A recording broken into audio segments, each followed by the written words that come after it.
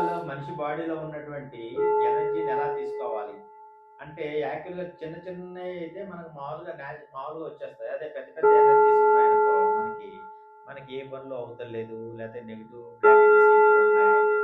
అలాగే మనకి సంబంధించిన దిక్కులు, విదిక్కులు అని ఉంటాయి. గతంలో చెప్పాను నేను. తూర్పు, పడమర, ఉత్తర, దక్షిణ. అలాగే ఈశాన్యం, ఆగ్నేయం, నైరుతి, వాయువ్యం. ఇవి కూడా 8 క్రిస్టల్స్ కూడా కిందున్నాయి చూసుకోండి మీరు.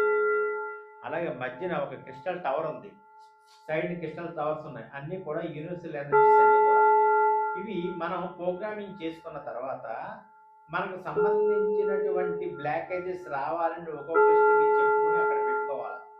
పెట్టుకున్న తర్వాత ఆ బ్లాకేజెస్ అన్నీ కూడా క్రిస్టల్ అబ్జర్వ్ చేసుకుంటాయి.